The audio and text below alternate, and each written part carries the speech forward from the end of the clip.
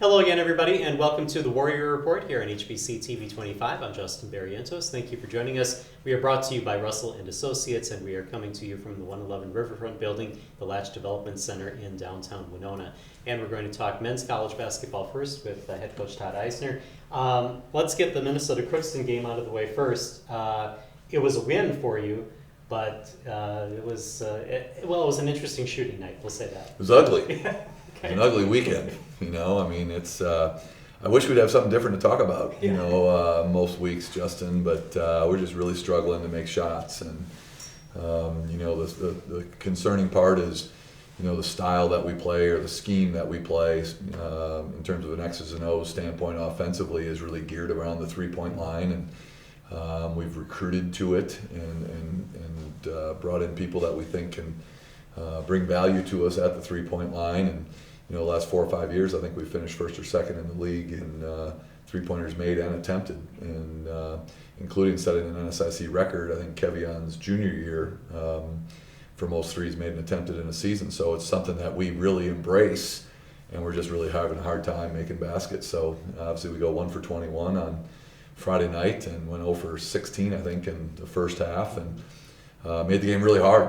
I was pleased with how we defended throughout the game. That's been something that we struggle with at times when shots aren't going in. Do we lose our focus and purpose on the defensive end? And I was pleased on Friday that we did not. Mm-hmm. Well, it helped too that Crookston was shooting the same from the three-point line as you were. So what happens in that situation? What are the thoughts that go through your mind, the coaches' minds, the players' minds when you know that the shots aren't falling?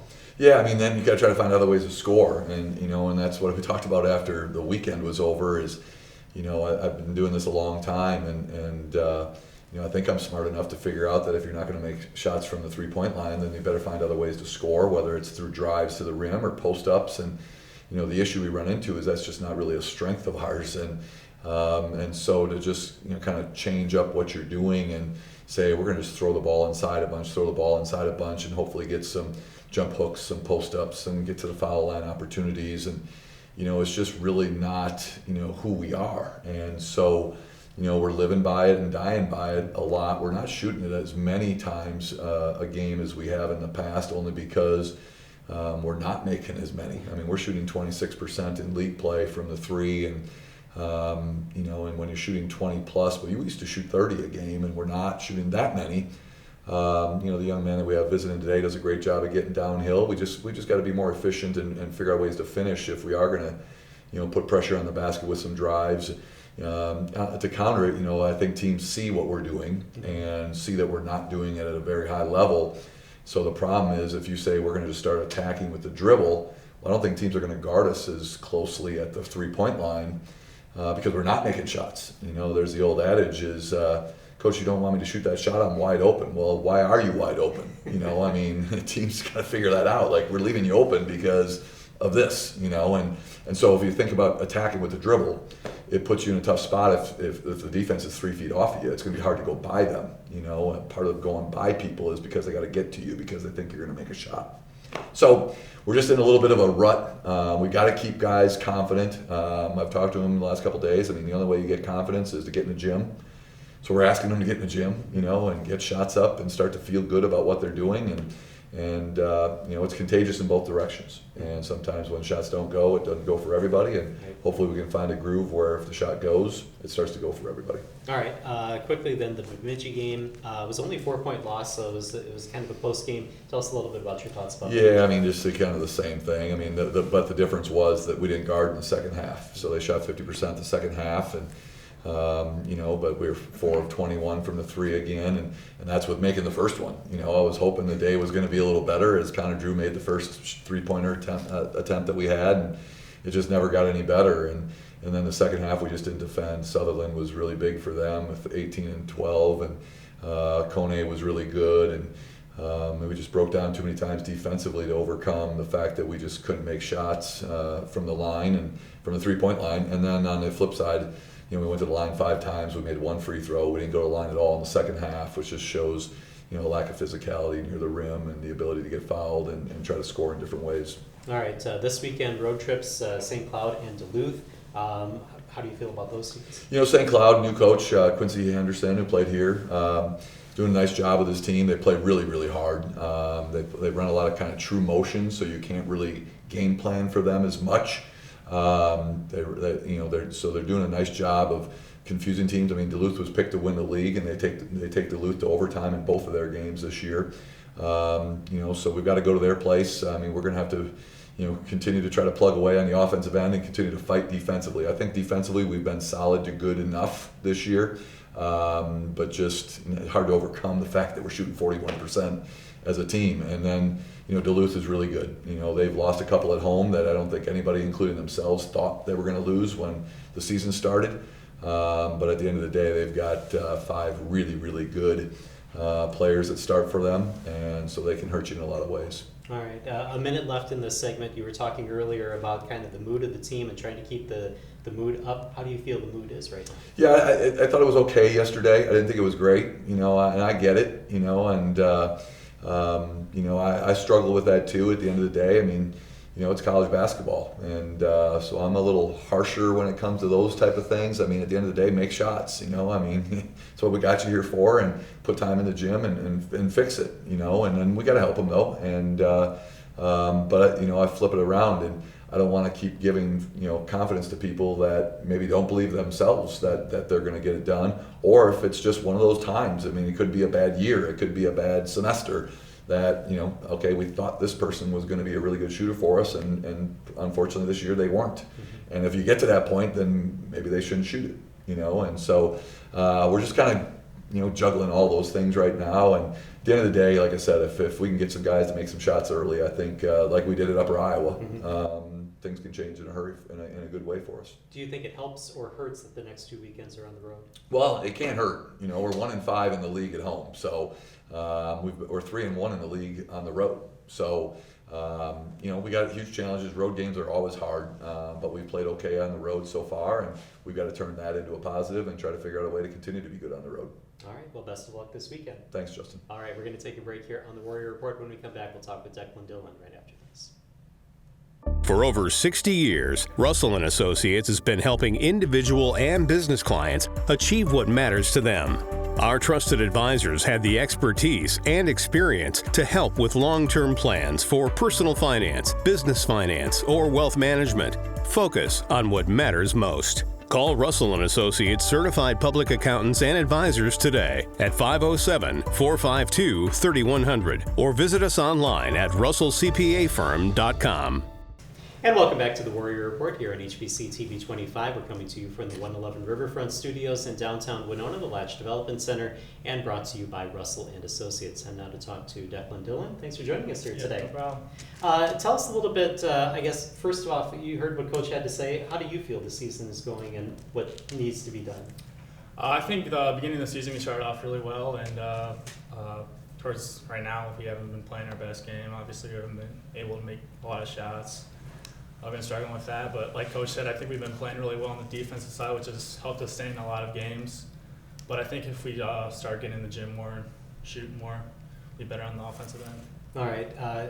Kind of tough to kind of ask this, but personally, you've had a couple of good games the last couple of games, and I think that watching your progress this season, you're kind of on the upswing here. How do you feel that personally you are playing? I've been, like, the past couple of games, I had a pretty good couple games, but an Upper Iowa game I struggled, I thought, and games before that I struggled, but just like making shots, seeing the first one go in kind of helps with your confidence. But yeah, just staying locked in, making the first one helps for sure. When you see possibly yourself and other teammates maybe struggling a little bit on the floor, what goes through your mind personally? Do you feel like you need to force some shots? Do you feel like you need to play it safe? What kind of goes through your mind? I don't think you need to force any shots. I think if they're missing shots, I think you just need to tell them that the next one's going to go in because that's only going to help them. Yeah. Okay, let's find out a little bit more about you because you and your brother, obviously from Illinois, yep. And I heard that the plan was that you guys both wanted to come to college together. Mm-hmm. That was priority number one. What's it like going through all those years playing alongside your brother and then here in college as well?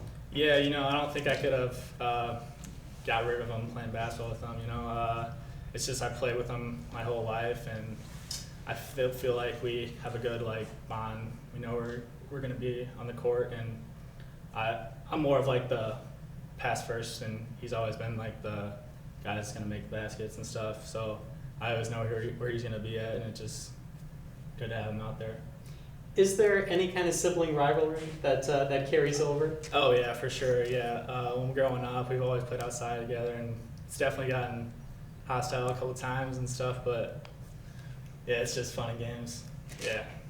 Are there times where maybe the coach or even like teammates will just kind of step back and kind of let you guys have it out? Sometimes. A couple times this year, they've kind of gotten us getting in arguments and stuff. But I mean, they know we're just getting at each other and stuff. I think it's better for the team. Okay, and then for you personally, I know that in high school you played soccer as well. Oh yeah. Tell me a little bit about that and what soccer meant to you. Yeah, I played soccer all 4 years of high school, and I loved it. I wouldn't trade it for the world. Honestly, I thought about playing college soccer, but I wanted to play basketball.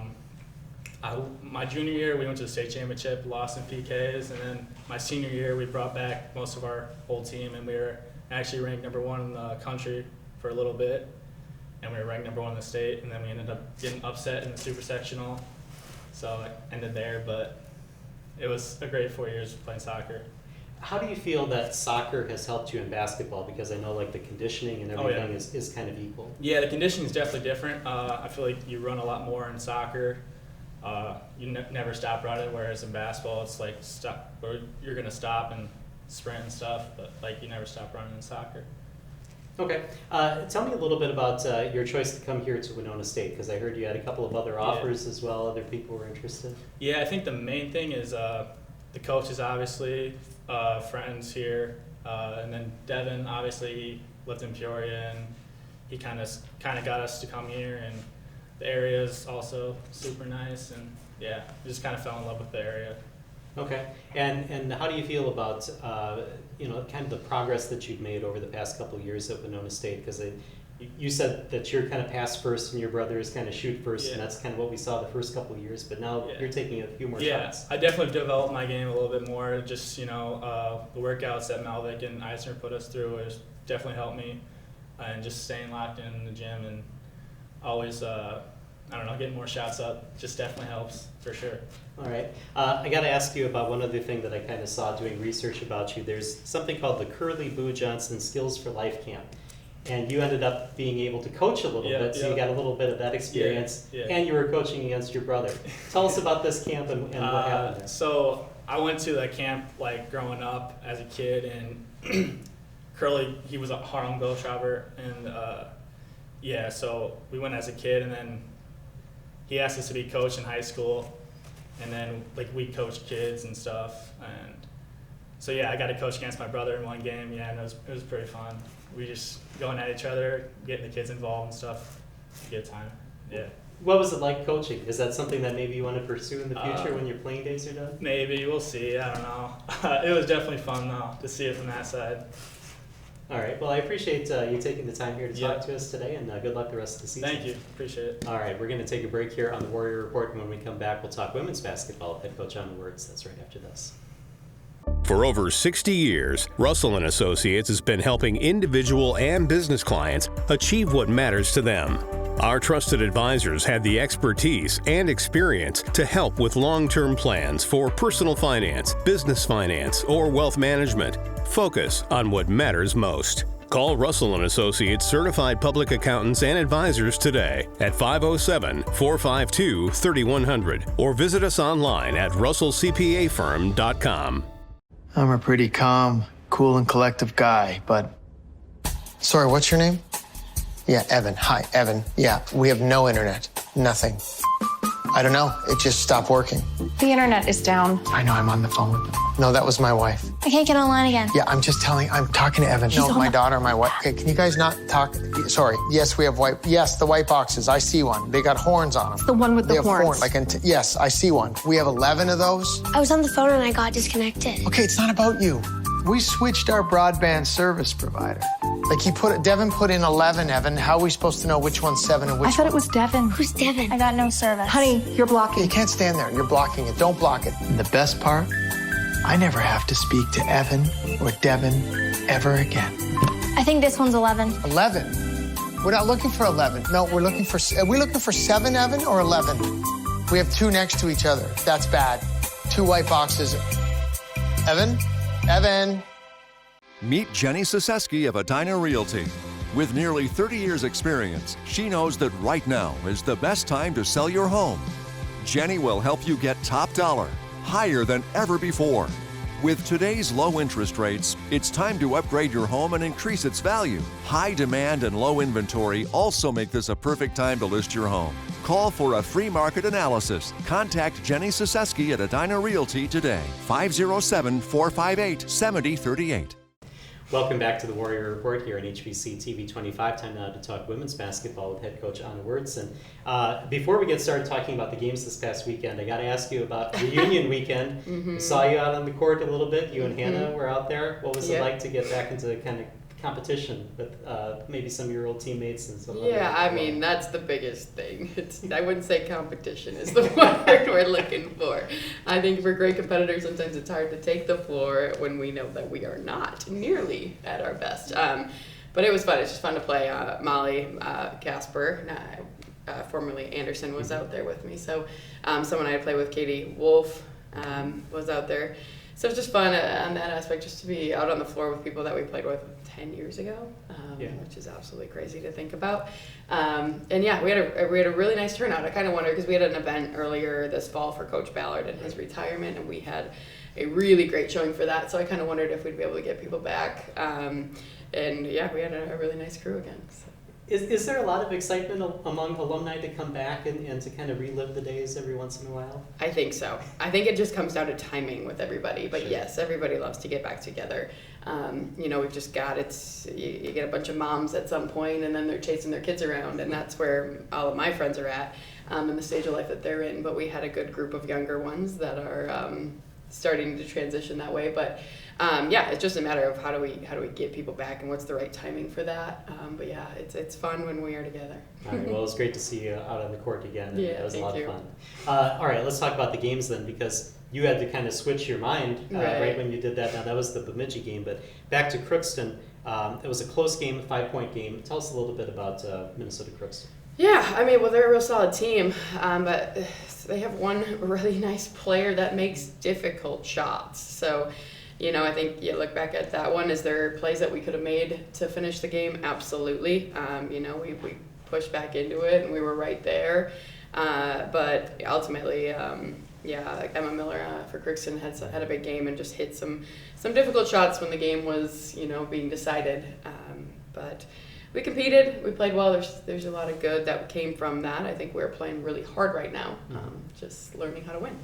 So what is your coaching philosophy, at least right now, when you know that there is one key player, and for Minnesota Crookston, I think Miller had the only one that averaged over 10 points a game. When you know that there's one player that you kind of need to stop, do you go after them, or do you maybe force them to be that great player? Right, that's a great question. I think you're constantly trying to find that. It depends who else is on the floor, I think, is the biggest piece. Is what else are you willing to give up too? But I would say with her, our focus was on trying to pack the lane and stop her from getting shots, but ultimately she shoots 15-foot floaters. They're really difficult to stop, and she took shots behind ball screens and just deep plays. So the plan was to pack it in and try to make things difficult for her, and I don't know that we didn't do that, but she got hats off to her. She made some nice plays. Yeah, and I think she's just a freshman too, which is right. difficult because you got at least 3 some years to figure that out. Okay, then Bemidji State. You were able to snap the losing streak, get a win against Bemidji. How do you feel your team played that day? Pretty well. I think you have another situation where you might not have even known that they have, another one of the best guards in the league on the other side of the ball, but we did contain her well. She wanted to get to the rim more, so that the types of shots that she wants, we were able to impact the game and take away a little bit better than necessarily the night at Crookston. But really proud of our players. We had some post players really step up, which is nice to see. I think transitioning now, we're going into the Northern Division and playing those teams, and they have post players. So, you know, I was talking with Ava Sergio yesterday, and she's just glad that we're finally playing some people that she can match up with a little bit better than, you know, like we said in the South. They don't put many post players out on the floor consistently, so the matchups aren't always there. Yeah, I mean, so our post had a really nice weekend combined with the stuff that we already had going, which is Caitlin Riley knocking down shots and our guard play. So. All right, and I saw that you kind of mixed up the lineup a little bit between Minnesota Crookston and Bemidji. Do you feel that it matters to players whether or not they start or come off the bench? I hope not. I don't think so. I think we're at a point here now where we just understand what's the strength of our team, and the strength of our team is that we can match with any style of play. But that might mean that we have to change our rotations a little bit. And so, no, I mean, we did have Maddie Shimmons was out for the week, which is why she didn't start with an injury, but she still played and was ready to compete, and so there was nothing there. But yeah, sometimes with the post players, and we've talked to them, it's just a matter of what the matchup looks like that night. And I think they get it. I think they're on the other end of it too. Like, you know what, you're right, that doesn't look like the person that I want to be guarding right now. So wait until they put someone in that is maybe more similar to what they like to do. So. Okay. On the road this week, St. Cloud and Minnesota Duluth. Tell us how you feel you match up against those teams. Again, same thing. I think we're all right. I think we match up with anybody. It's going to come down to can we finish the game and take the win at the end. But yeah, I think competitively we match up. Duluth, I mean, they have the best player, one of the best players in the country. So that's not. I'm not going to say that that's an easy matchup for us. But I think overall, both teams this weekend, we are a good matchup as any for both of them. So it'll be an interesting weekend. All right. I'll end on the same question that I ended with the men. You have 2 weekends now on the road. Does that help or hurt that you're on the road the next 2 weeks? Because prior to that, you know, you hadn't had home games in a while until last weekend. So does it help or hurt that you're on the road 2 weekends? I haven't even thought about it. We're not going to leave until Friday, which is kind of nice. With the St. Cloud trip, it's only a few hours, so we'll just get on the bus that day, and so it'll be kind of a shorter trip. Might not marry when that one comes. I don't know if anyone really wants to make that trip. But I don't know. I guess get back to me once we return and I'll let you know how I feel about that. All right. Well, best of luck then against St. Cloud and Duluth. Thank you very much. All right. We're going to take a break here on the Warrior Report, and when we come back, we'll talk with Caitlin Riley. That's right after this. For over 60 years, Russell & Associates has been helping individual and business clients achieve what matters to them. Our trusted advisors have the expertise and experience to help with long-term plans for personal finance, business finance, or wealth management. Focus on what matters most. Call Russell & Associates certified public accountants and advisors today at 507-452-3100 or visit us online at russellcpafirm.com. And welcome back to the Warrior Report here on HBC TV 25. We are brought to you by Russell & Associates and coming to you from the 111 Riverfront Building, the Latch Development Center in downtown Winona. Time now to talk to Caitlin Riley. Thanks for joining us once again. I think the only time you've been on the show was back in your freshman year. So how do you feel that you've developed from your freshman year to your junior year this year? I think my game's pretty similar, but I think I'm still a lot of growth to happen, but I think just a lot of little details I've improved on and just a lot of smaller things, I guess. Okay. What are some of the things that you feel that you need to work on a little bit? Still a lot of improvement needed on coming off of ball screens and different things like that, but I think the biggest area that I have improved on is my defense. Mm-hmm. I think that when I was younger, one of the reasons I didn't get to play as much as I maybe hoped to was on that side of the ball, which obviously is, the most important part. And the biggest difference coming from high school to college is, the defensive part. So definitely a lot of learning, but still a lot to do. Okay. How are some of the things that you work on defense? I mean, is that like a practice thing against your teammates? Is it watching video? Is it a combination of all of that? Yeah, kind of a combination of everything. A lot of film, I would say, and just a lot of little footwork, technique things. And then also just knowing where you need to be. A lot of it is also communication, which is not just communicating where you are, but also, helping your teammates and knowing where they need to be as well. Okay. I want to ask you about the Puerto Rico trip because you had some really good games in Puerto Rico. How was that trip for you, and how did your game develop in Puerto Rico? Yeah, just a very weird trip, I guess. None of us have been on anything like that, I guess. So, super fun, but got to play a couple teams that weren't like normal teams that we'd play against, kind of different styles, but definitely a good bonding trip with the whole team. And I think that we all came in with just kind of a chip and just ready to compete. All right. I think one of the games you had 20 plus points. I don't remember which one it was, but tell us a little bit about that game and what you remember from that one. I think that was the first game. I think I was just knocking down a lot of three-pointers. My teammates really setting me up really nicely. Don't even think I took many dribbles or anything, just wide open kickouts, which are always nice. But it also helps when their teams don't really scout you, I guess, too, which made a big difference. But yeah, it was a lot of fun. Okay. I'd like to talk about your three-point shooting a little bit, because one of the things that we've noticed is you don't need a lot of space to shoot a three-pointer. It's quick off the pass, or it's a little sidestep and you're ready to go. Tell us a little bit about that and how you've been able to work on that and not need a lot of set time to shoot a three. Yeah, I don't know. I think I've had kind of that skill or ability even when I was younger in high school and different things like that. And I think just having the confidence to knock it down, a lot of practice just in the gym, shooting on the gun or playing against my brother during the summers or just different things like that. And I think just playing in the backyard, counting down 3, 2, 1, acting like you're hitting the game winner, just things like that, come a long way. Okay. Tell us a little bit about how you deal with struggles, because we were talking with the men about their three-point shooting. They were 1 for 21 in one game, and do you shoot yourself out of it? Do you look for other shots to kind of warm up a little bit and get your game going? How does that work for you? I would say that's still something that I kind of struggle with, I would say. I mean, this year I don't think I've had a ton of games where I have struggled, which has helped, but I think a lot of it's just the mental game. It helps when you have coaches that tell you, just to keep shooting. Even if you miss 5 of them in a row, keep shooting, the next one will go in. But I think just having the confidence, not from them, but it's just internal, that you're going to knock down that shot. And I think if I shoot well or shoot bad, I still get in the gym, get shots up. My teammates still have very good confidence in me, which helps a lot as well. All right. As you move along in your Warrior career, do you feel you're becoming a little bit more of a leader on the team? Is that kind of a strong suit for you, or is that something that maybe you want to push off to the side? I would say it's something that I'm still improving on. Mm-hmm. Like I said, defensively, I feel like I'm communicating a lot more. Offensively, I understand the offense more in different plays, and I know where I'm supposed to be, which I've known for a couple years now, but I'm starting to realize where other people are supposed to be and trying to set them up. And also just knowing what everyone's strengths are. We have so many good different pieces on the team, and if someone's hugging me, I might tell Alex or Lauren Fetch to go get that bucket because they're just killing it down there. But yeah, so I think just setting other people up.